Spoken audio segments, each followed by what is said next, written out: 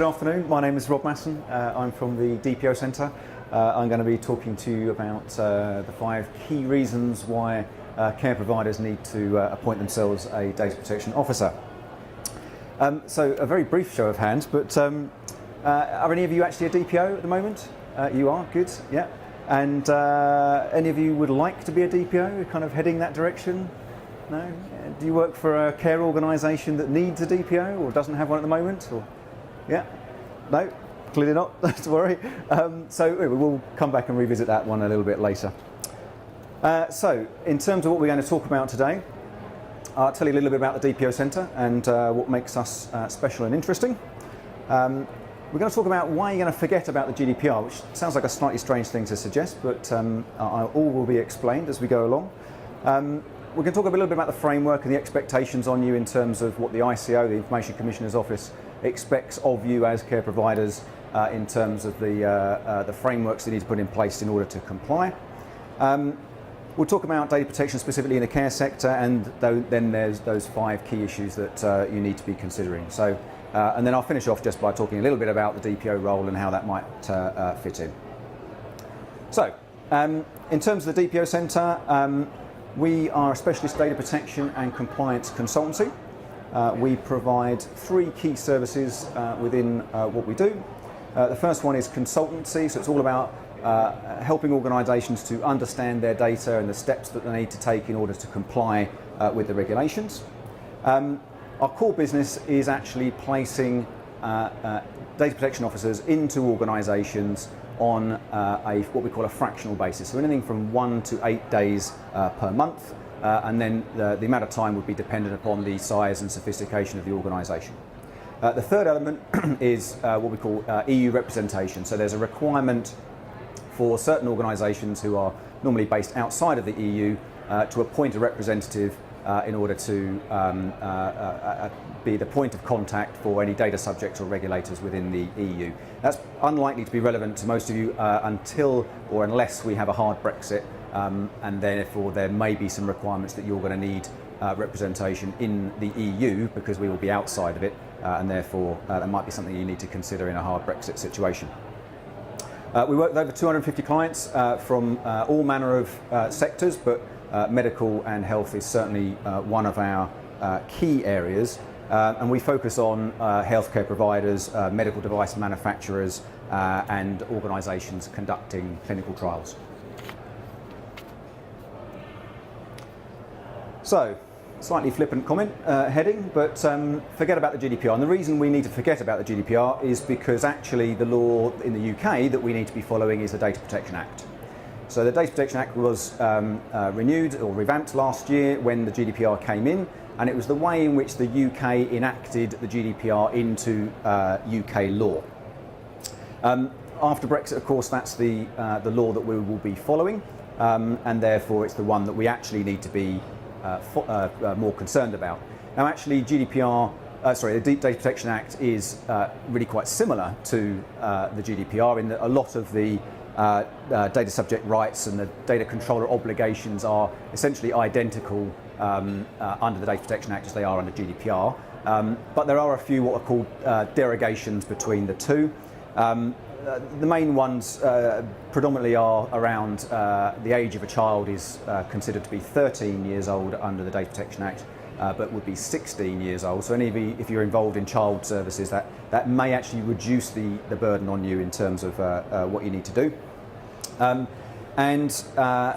Reanimating anonymous data has become a criminal offence, along with tampering with a data subject access request information. So or an information request or information notice rather that's issued by the ICO. So if you are removing data and deleting it in order to not include it within a data subject access request, then that would be classed as a criminal offence. Interestingly, we also removed the ability for independent organisations to bring complaints. So the likes of Max Schrems in Austria, who's obviously causing a few problems for Facebook and Google at the moment, wouldn't be able to operate in the same way under the Data Protection Act. So it's all for the Information Commissioner's Office to pursue most of the issues that arise outside of or within the Data Protection Act. Now, the Information Commission's Office, as I'm sure you know, is the body that is responsible for data protection in the UK. They're the ones that are enforcing the requirements of GDPR, the Data Protection Act, and various other data protection related requirements. But they actually keep things quite simple. Really, what they want you to do are just three basic things. They need you and want you to be transparent about the data that you process, and that means being kind of open and honest. So the GDPR requires that we tell people about the data that we are collecting, and we give them access to it, and we process it lawfully. So there's various lawful bases upon which we are allowed to generate and collect personal data. And we should have policies and procedures and protocols in place to be able to protect it. And we need documentation and frameworks in place in order to know what we've got and who we're sharing with it, and where it's going.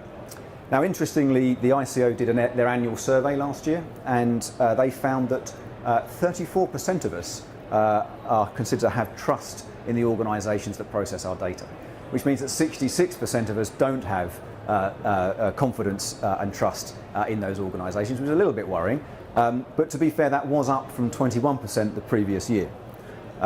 Interestingly, only 15% of us are confident that social media companies are processing our data appropriately.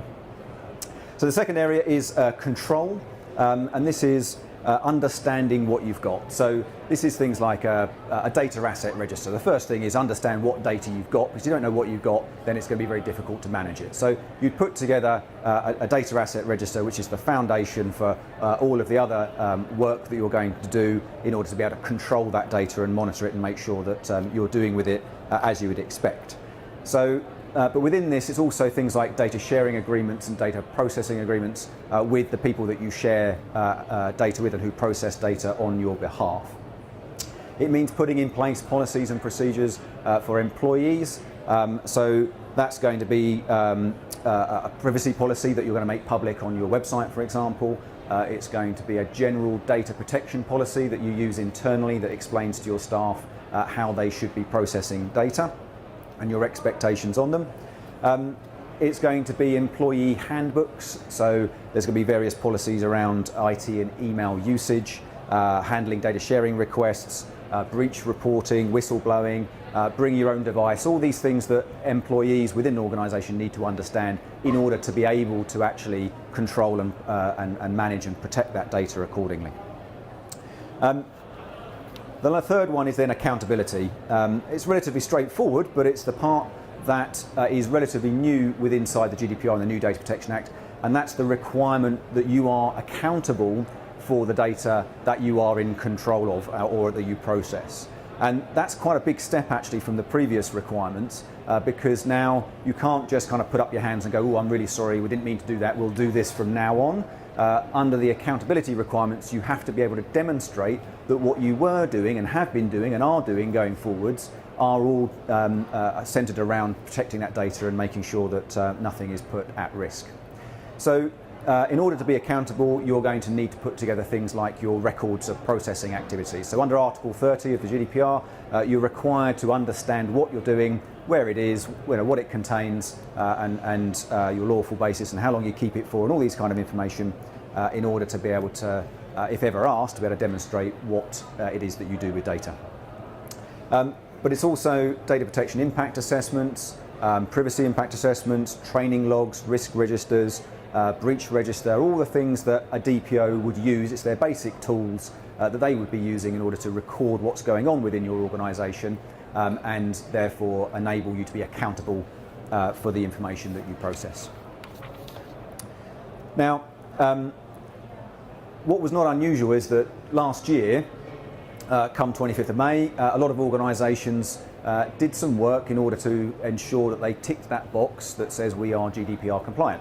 So you'll have got consultants in, you'll have put a project team together, you'll have kicked off a bunch of processes that by the 25th of May last year, you could arguably say that you are complying with the GDPR. The problem is that a lot of those projects were one-off. They were single-step linear processes that got you to a certain point, and on the whole, not a lot has happened ever since. And the problem is that if you're going to build an appropriate framework, then it has to be a cyclical process. It has to be an ongoing cyclical process where you are constantly looking at the information that you've got. You're looking at new systems, new employees coming in. Everything is dynamic within an organisation, and therefore you need to be processing information and looking at what you're storing and how you're processing it on very much on an ongoing basis.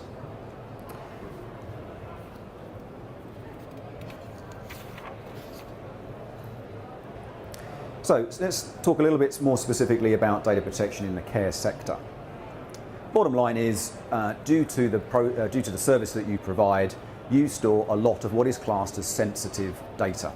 And that's the data where you have to take special steps, more detailed steps to be able to protect that data. So it's not just normal kind of name and address details, it's things like biometric data, genetic information, health and medical data, sexual orientation, sex life, all of which you're likely to have lots of when caring for the individuals that you do.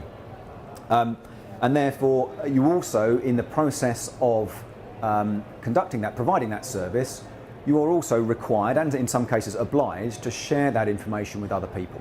And so those two things together create quite a lot of risk involved, not only from the type of data that you're storing, but the fact that you're having to move it around quite a lot and share it with other people, and in doing so that increases the risk for that data. So what you must do is be transparent in the way that you process that personal data, and you need to allow patients to get access to it because they have rights to do so. What the GDPR changed is the fact that what it cleared up is the fact that we don't own the data. Okay, we as an individual we do. Yeah, so not the organisations that record it or create it on our behalf. The data belongs to us. The organisations, your organisations, are essentially borrowing that information on behalf of the data subject. Yeah, and you are obliged to protect it on their behalf whilst you use it in order to deliver that particular service. And therefore, based on the assumption that you don't own it, you're just simply borrowing it, it means that we have rights to access it. So, because it's our data, we should be able to see it. We should be able to see what you've got and what you're doing with it. And in certain situations, we have the right to ask for it to be deleted, the right to erasure. Now, there are only certain lawful bases where you can do that, because obviously if you have a legal requirement to record some information, or it's in their vital interest that you keep that information, then of course you can't just delete it because they've requested that you do so, because their life may, in your case, may actually depend upon it, and so on. But we do have the right to rectification. So if we as a data subject notice that something is incorrect, we have the right to request that organisation corrects it within 30 days. Now that can be quite straightforward. If you've got a patient management system and they will need to change their surname because they got married or something like that, that's nice and simple. But the obligation is that you have to involve all of your data processors. So if you hand data over to other organisations who then provide or support you in the service that you provide, you've got to make sure that they have also corrected it. And the reason for that is because you are likely to be what's called the data controller. So you're the organisation that decides upon the means and the purpose of processing. Yeah? And then you will pass that information to a data processor who will perform something on your behalf. Now it may be that there's also a situation of a joint controller. So if you're handing data over to local authorities, the NHS or the actual department, then the government departments, then that would be a kind of joint controller situation. But where you are the controller and you're passing data on, then individuals have the right to obviously rectify that data, and you've got 30 days to go back to them to say, I've corrected it and here's the information you need. You can also restrict processing, so that's where you're using data to perform a service, but you don't want to be, they don't want you to be using it to marketing to them or something like that. So you can remove yourself from a mailing list and so on. And then you've got portability, which we haven't seen a great deal of actually in anything above the very big boys and the banks and the insurance companies. But it is filtering down. It's basically a right that we all have to be able to move our data from one organisation to another. So if you've got a patient that's moving from one care home to another, they have the right to ask for effectively a CSV file or a PDF file, something like that, an electronic readable file of all of their data, so that they can then give it to the next care home in order to provide that, for them to provide that service instead. And so it's kind of reducing the friction involved in moving from service to service, but because it's the data subject's data, not yours, as it were, then they have that right to be able to move that data on.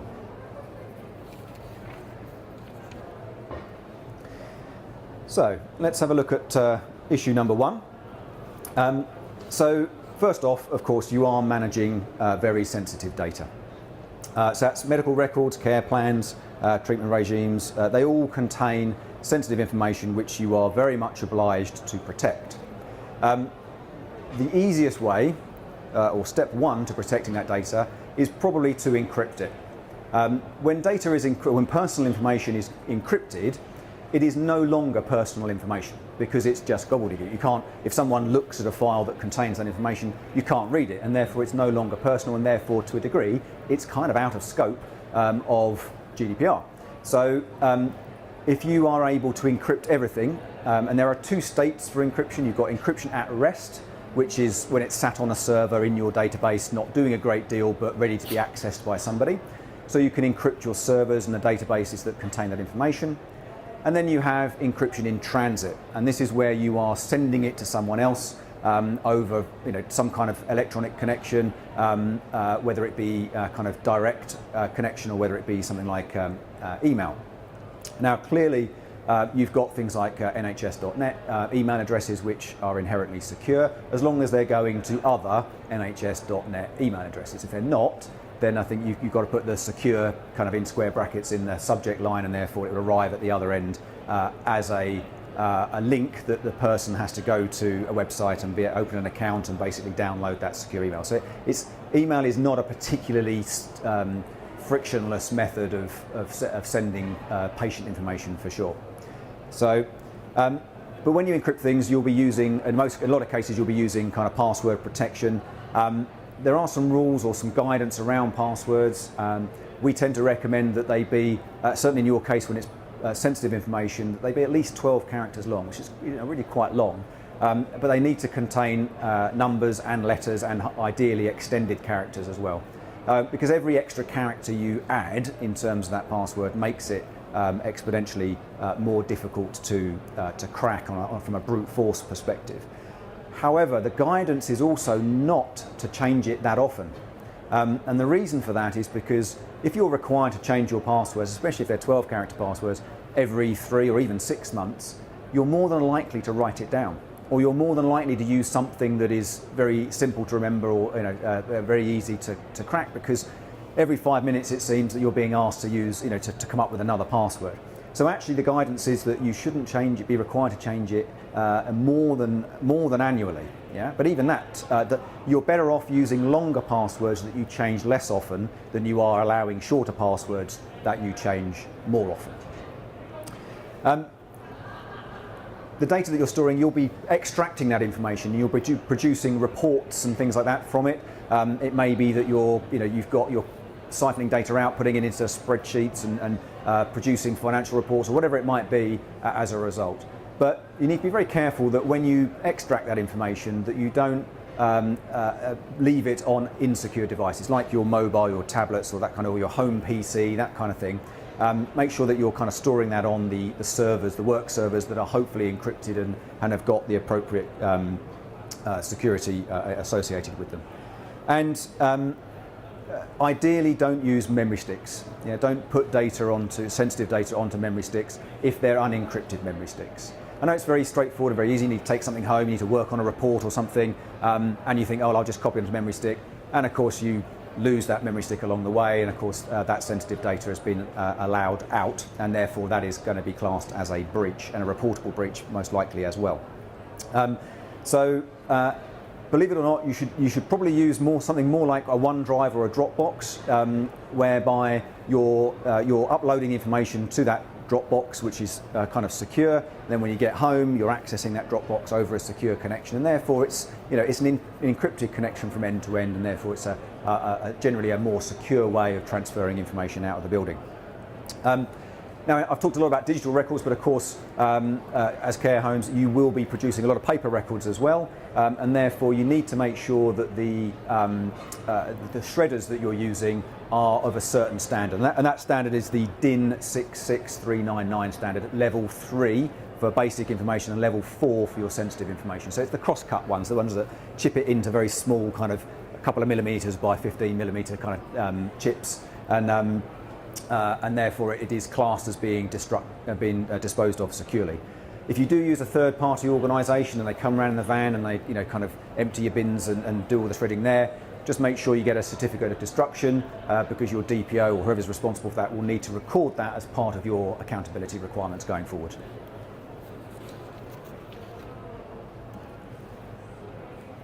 So, personal data at the point of care. Now, obviously, we are generating, in the course of your normal daily tasks, you will be creating, you'll be recording personal data as a result of those tasks. So, but we cannot escape the fact that 80% of data breaches occur because of human error, and so a lot of what we do as human beings are the cause. It's not necessarily a technical solution. It's not an IT issue necessarily. But we all click the wrong buttons.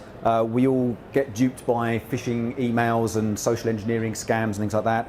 We leave our PCs logged in when we walk away and go off to lunch. We share our logins with others because it's convenient to do so. We use simple passwords. We send data to the wrong address and email address, all these kind of things. The list goes on and on and on. So we generally are the problem, and therefore ensuring that you've been provided with appropriate training, you have the right policies in place, you have the right IT limitations on the mistakes that we're able to make. That's where you'll be demonstrating your accountability, and you'll be carrying out what are called proportionate technical and organisational measures in order to be able to reduce the effects of a data breach.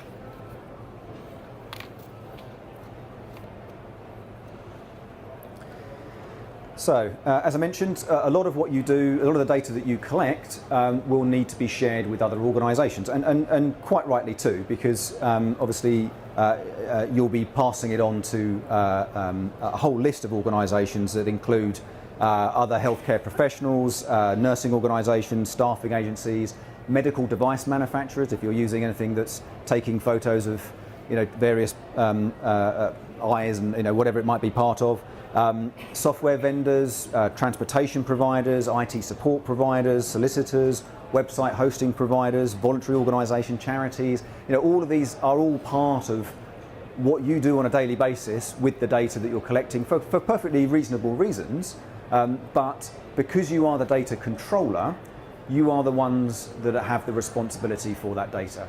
And under the Data Protection Act and the GDPR, you're now required to make sure that anybody you pass it on to is also going to be taking proportionate organisational technical steps to protect that particular data. And if they don't, ultimately you're still on the line. Okay? But you need to put in place what's called a data processing agreement. So it's an agreement, a written agreement between you and the people you pass data on to, setting out your expectations on them as to how they are going to process the data that you're responsible for. And of course, we've got this big issue of fines that that the GDPR is bringing, all those lovely fines that we've heard so much about over the last year or so. If it's demonstrated that the processor was entirely at fault, then you can pass those penalties down to the processor. Yeah?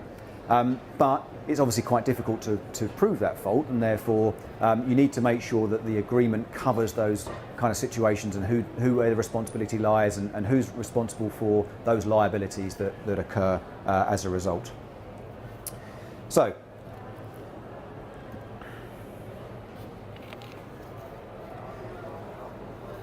understandably, the focus tends to be on your patient data, but a lot of you are quite significant employers, and therefore you actually generate a lot of data internally in terms of HR and occupational health and finance and payroll and pensions data, all of those departments and so on are collecting personal information that is internal to you, to which you are also the data controller of, because again you are very much responsible for that information. So it's really important that that doesn't get forgotten. I know that the emphasis is probably on the patient care side, and that's, you know, to a degree that's correct. But a lot of organisations tend to forget their own internal processes, almost at the expense of protecting the patient care data. And you've got your marketing departments. If any of you are kind of for a charity, or you have fundraising departments or marketing departments, then there's another regulation called the Privacy and Electronic Communications Regulation, which you are going to need to be aware of, because that's the regulation that is dictating what you can do with data from a marketing perspective. So the GDPR is responsible for the storage and processing of data. The PECA is responsible for the use of that data for marketing. Okay, so GDPR does not stop you creating data and processing it for the purposes of marketing, but it's PECA that puts the restrictions on how you can, what you can do with it and how you can use it. So that's the one that your marketing department most certainly needs to be aware of, and it's the regulation that differentiates between marketing to another business and marketing to a consumer. And there are far greater responsibilities and restrictions when you are marketing to a consumer, which from a fundraising department is exactly what you're going to be doing quite a lot of.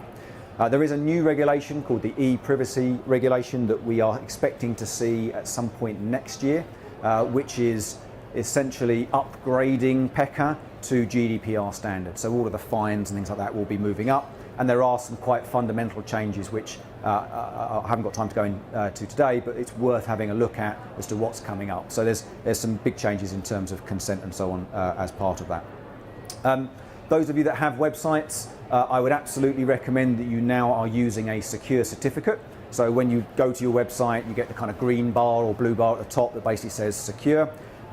Google Chrome made a recent change, so it now says not secure if you're not using a secure certificate, and therefore it gives the wrong impression to visitors, especially in the kind of environment that you want to demonstrate that you do take data protection seriously, and therefore for the sake of, so I think it's about £40 a year, something like that, it's worth installing a secure certificate to your website just to make sure that you are just covering that one off.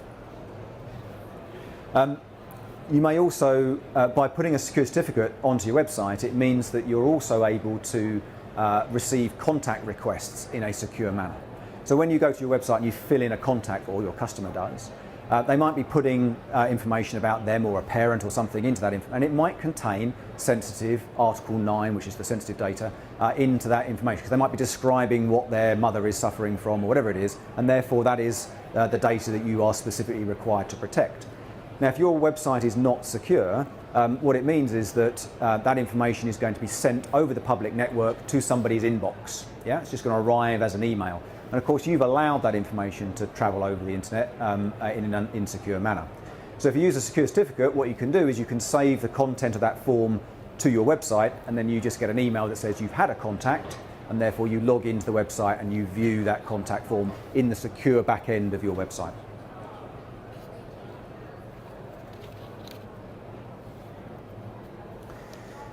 So, the slightly more complex one, I guess, is the interaction with other regulations. So, I'm talking mainly about GDPR, but of course, you've also got the likes of the NHS DSP toolkit to contend with.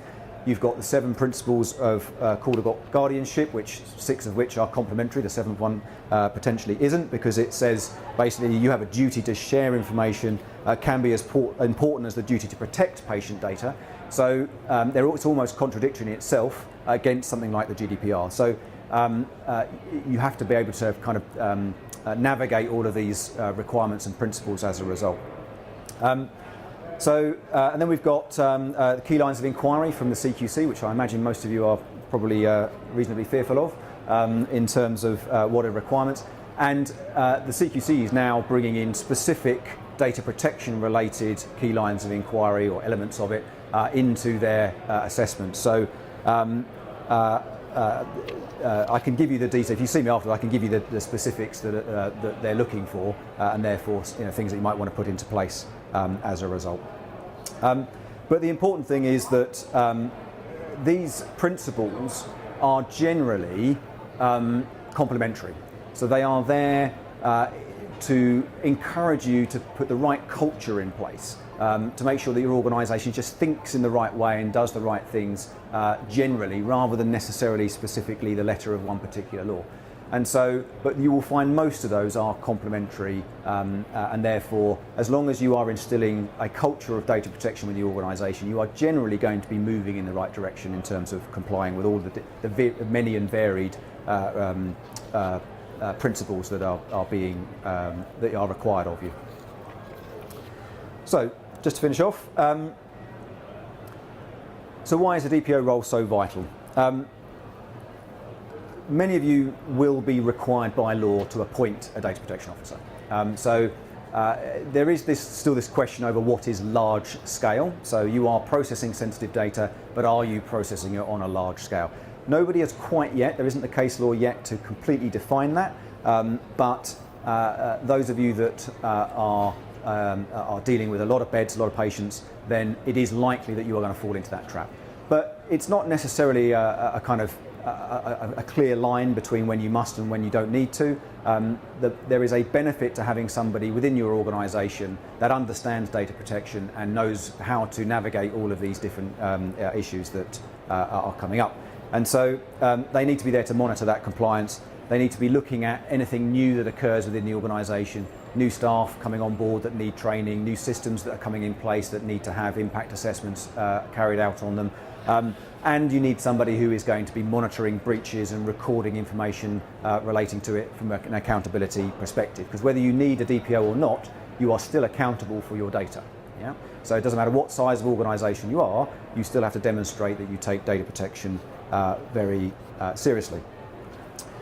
There's also the issue of conflict of interest. So if you are a DPO in your organisation, but you are a senior manager or a director, then it's likely that if the ICO ever came and asked some questions, came knocking on the door, then they're likely to look at a director role, especially because you've got a fiduciary duty to develop the organisation. You are kind of not there to represent the needs of data subjects, yeah, so the people you store data on. And so the two roles essentially conflict with each other, and that's why the regulation states that you're not really supposed to do that. And therefore, the obvious answer, I know I would say this, but the obvious answer is that you outsource it, because you can involve a third party who has the necessary knowledge and experience, but isn't necessarily affected by the conflict of interests issues. For those of you that said that you don't have a DPO, then clearly, hopefully by now you would realise that you probably do need to have one. And for those of you that are a DPO and now realise that you probably shouldn't be, then another reason to come and talk to us. Thank you very much. Thanks for your attention, and thank you.